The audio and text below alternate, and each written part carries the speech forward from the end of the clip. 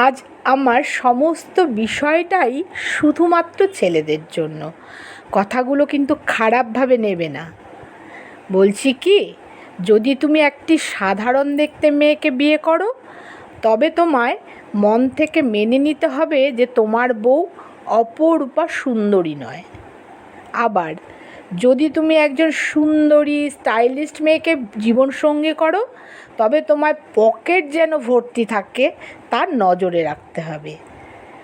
এবার যদি তুমি চাকরিজীবী মেয়ে চাও জীবনে, তবে তোমার এটা মাথায় রাখা দরকার যে সে তোমার সংসারে অফুরন্ত সময় দিতে পারবে না।